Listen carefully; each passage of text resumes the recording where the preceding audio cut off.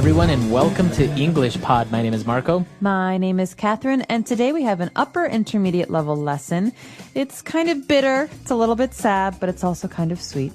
That's right. We have a lesson today all about getting a divorce or divorcing someone. Yeah, so this is what happens when two people's marriage ends. They decide they want to leave each other. They have a divorce. So let's take a listen to today's dialogue, and we'll be back in a moment.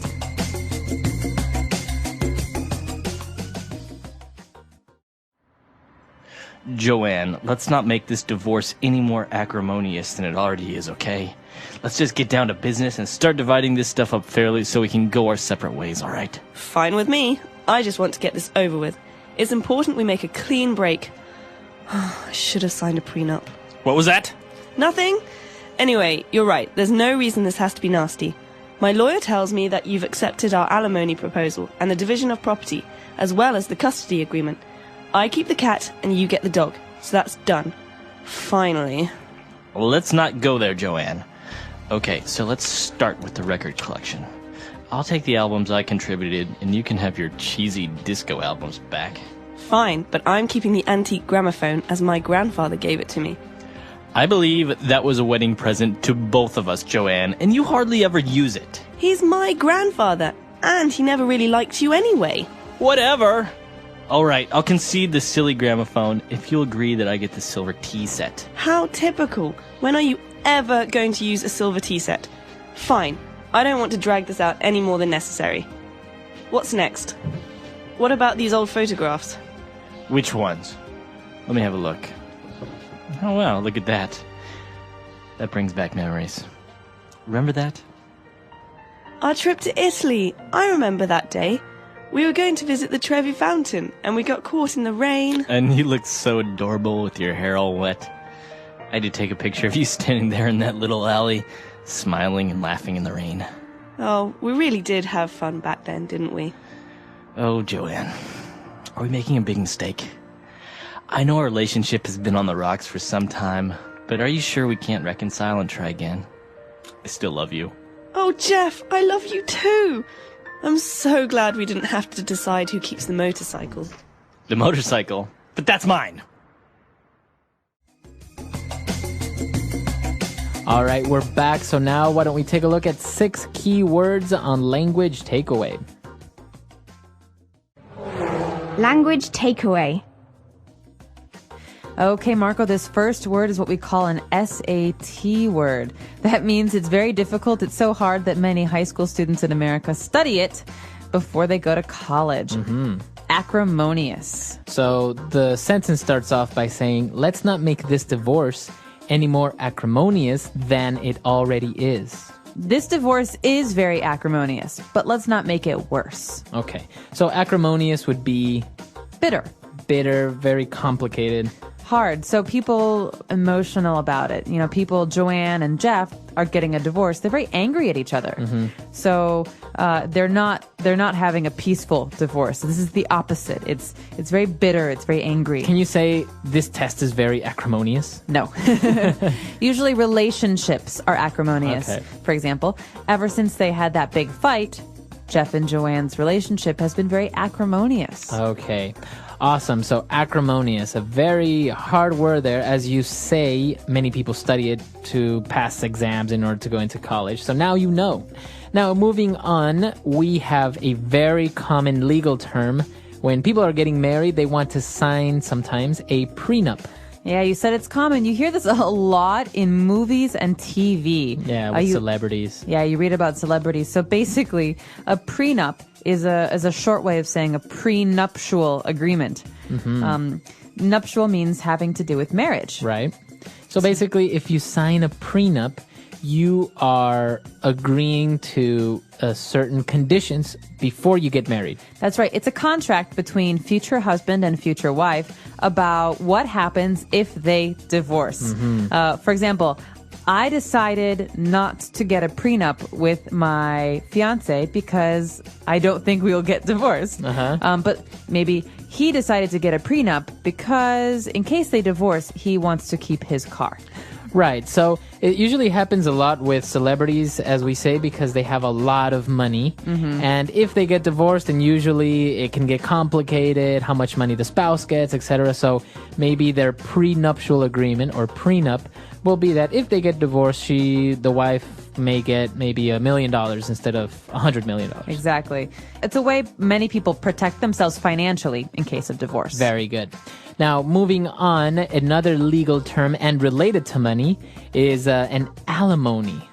Okay, so let's look at the context of this word. Joanne is talking and she says, "My lawyer tells me you've accepted our alimony proposal." Alimony. So this is probably something to do with money, right? So she said that her lawyer has proposed an alimony, and that's usually a settlement, an amount of money that you agree on when you get divorced. Right, so this is exactly it. In a divorce, this is how much money one person will pay the other. That's right. So if two people are married and when they get a divorce, their alimony may be the husband. If he's got a lot of money, he will pay an alimony of $500,000. Right. And so this is different from property, which is the next thing. Division of property means that you talk about who will receive the car, the house, things like that. Okay. Very good. So very complicated situations when you're getting divorced, prenups and alimony. But moving on, they were talking about custody as well. Custody of maybe children, maybe custody of their pets. That's right. So you talk about alimony. This is money. Property, which is things. But what about people and animals? This is called custody. I want custody. Custody means caring for something or looking after something. You could say the child is in the grandmother's custody. Okay, so in the care of the grandmother. That's right. So usually as well, when people get divorced, somebody gets custody of the children. Right. So he wants custody, but he doesn't have a job, so she will receive custody. You could say that. Okay. In this case, though, we're talking about custody of pets, animals. Right. In this case, it's animals. But it's actually true, right? People, when they get divorced, they may ask the court for custody of their pets. That's right. And sometimes custody is what makes a divorce extremely acrimonious. Yes. Who gets to keep the children? Who gets to keep the pets? Now, moving on and a little bit away from legal terms, they were dividing up their property and saying, well, I get to keep this, you get to keep that. And Joanne said, I'm keeping the antique gramophone as my grandfather gave it to me. So who cares about pets and money? I want the gramophone. Right. All right, so this is actually a word you don't hear very often anymore. It's an old thing, and that's what antique means, right? Antique is old. Right, so antique, this is an adjective here. It can also be a noun. An antique table, an antique gramophone, is something that's very old, like 100 years old or 150 years old. And a gramophone is one of those machines that you see in movies that play the old vinyl records and has like a big horn where the sound echoes. That's right. So in the 19th century, early 20th century, people didn't have CDs or MP3s or iPods. This is how they listened to music. So you usually have a hand crank. You have to turn the machine, and then the music will play, and you can dance and do whatever. Right. So that's a gramophone. Now, moving on to our last word, Jeff said, you know what? Okay, fine. Keep the gramophone. All right. I'll concede the silly gramophone. So to concede. To concede means to give up an argument. Okay, so you give up, you give in, you say, all right, take it. That's exactly right. So in this case, the argument is who will receive the gramophone? They fight, they argue, and finally, Jeff says, I concede. Okay, I give up. You take it. And is it only for things, or can you also concede someone, like you say somebody is right? You can say that, or an election. For example, there are two people who want to be president, and the vote is counted, and it's not clear who the president is, and one person says, fine, I concede. That means I give up, you win. Okay, very good. So to concede.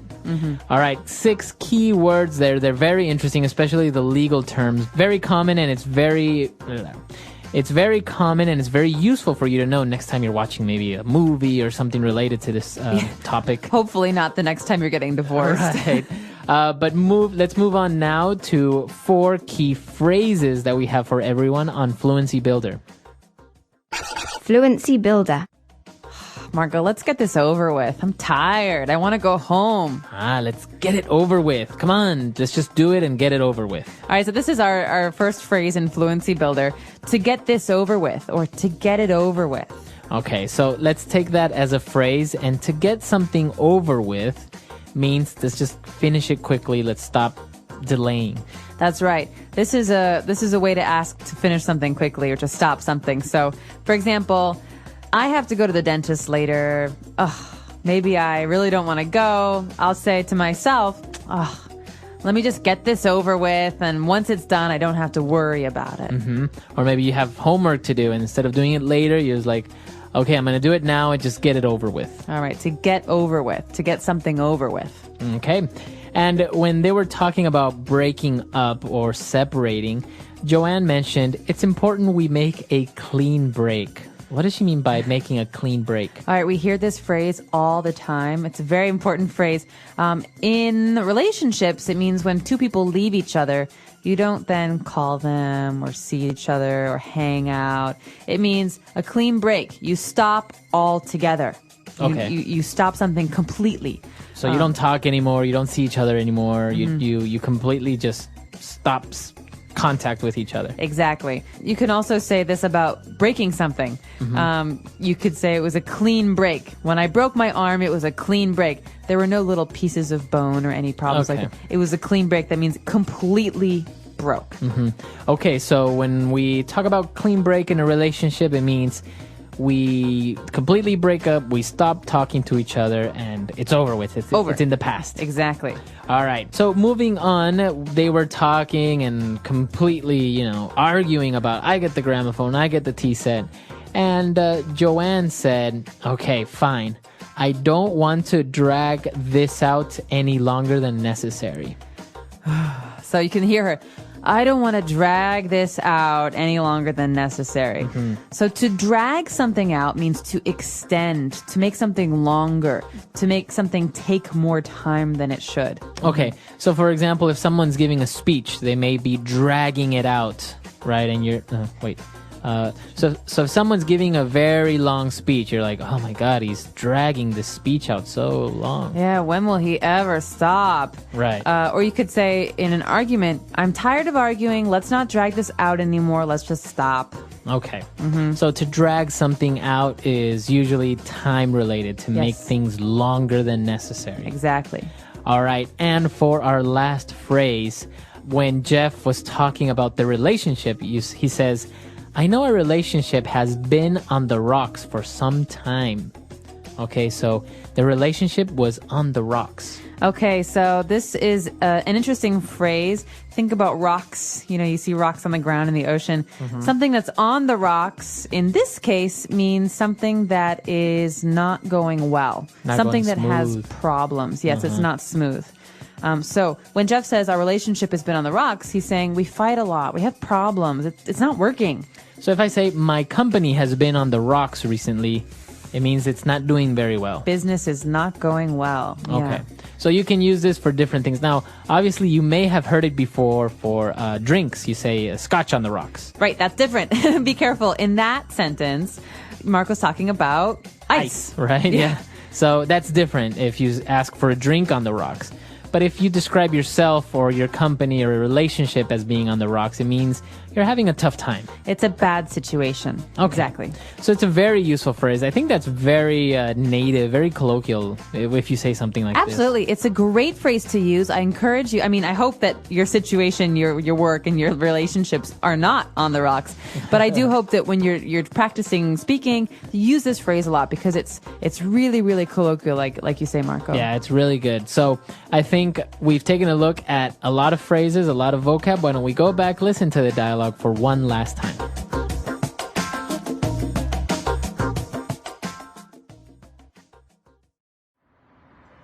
Joanne, let's not make this divorce any more acrimonious than it already is, okay? Let's just get down to business and start dividing this stuff up fairly so we can go our separate ways, all right? Fine with me. I just want to get this over with. It's important we make a clean break. I should have signed a prenup. What was that? Nothing.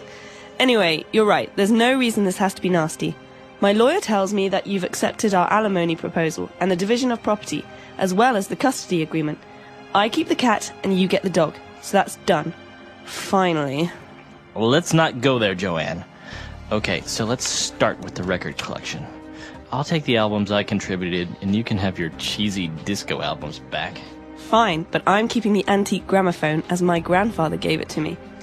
I believe that was a wedding present to both of us, Joanne, and you hardly ever use it. He's my grandfather, and he never really liked you anyway. Whatever. All right, I'll concede the silly gramophone if you'll agree that I get the silver tea set. How typical. When are you ever going to use a silver tea set? Fine. I don't want to drag this out any more than necessary. What's next? What about these old photographs? Which ones? Let me have a look. Oh, wow, look at that. That brings back memories. Remember that? Our trip to Italy. I remember that day.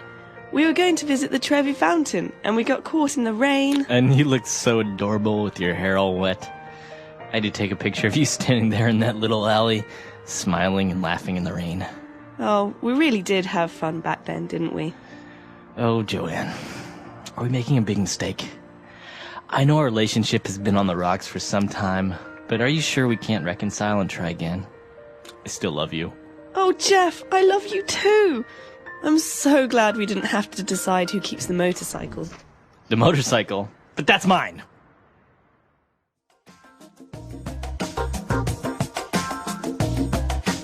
All right, we're back. So a very interesting dialogue all about divorce. Now, this is a very common situation nowadays in many countries, such as the United States or Europe. Divorce rates are very high lately, like in the past 10, 20 years. Yeah, they do say that since maybe the 70s or 80s, divorce rates have been on the rise. I think the average now in America is about 50%. Yeah, it's like 5 in 10 marriages end in divorce. That's right. And then from what I understand or I read once, I think out of those 50% that get divorced, if they remarry, again, the probabilities of those that get remarried are again half. So most likely people will get divorced at least twice. That's true. Although sometimes you meet people who got married when they were very, very young and they realize that they grew up a little bit and their personality changed or their goals changed and they divorced that one time, but then later in life when they marry again, they know who they are. They get married again and it's better. So I think the situations are all quite different. But it is true that there are a lot of divorces in America. What about Ecuador, though? I mean, is the divorce rate similar? No, not really. I think people are still a little bit more old-fashioned in that sense, like it was before. You know, it was even a little bit taboo to be divorced. Yeah. But I don't think people get divorced as often, especially if people have been together for quite a while. That's one of the things that surprises me a lot is I've met people who have been married 20, 30 years and then get divorced. It's like, what? It's like you've been through the toughest times. You know, you've pretty much beat the odds. And why do you get divorced at such a late age? Yeah, it does seem counterintuitive, but it's possible that they were unhappy for that time and they didn't want to affect their children's lives. Right, maybe. And so when their children go to college or leave, they say, okay, now I can, you know, make a big decision. I know in countries, for example, such as Chile, divorce is still illegal. I think in the Philippines as well. Really? Yeah, it's still illegal to get divorced. Is that because they're very religious countries? I know Chile is not really that religious. I don't know what it is exactly by law, but a lot of people, I think it may be legal now. I can't really remember very well. I think one of our Chilean listeners can help us out here. But I know a lot of people used to annul their marriages because of this. I see. So they would be like, oh, I put the wrong address. So no, this marriage is not valid. Right. Or stuff I like spelled that. my name wrong. Yeah. So, Interesting. Well, I'd be curious to know, as you said, whether any of our Chilean friends know more about this, or for the rest of you, in your country, is divorce common? Is it uncommon? Are there laws that prohibit or that allow divorce? Let us know on our website, EnglishPod.com. All right. We'll see you guys there. Bye. Bye.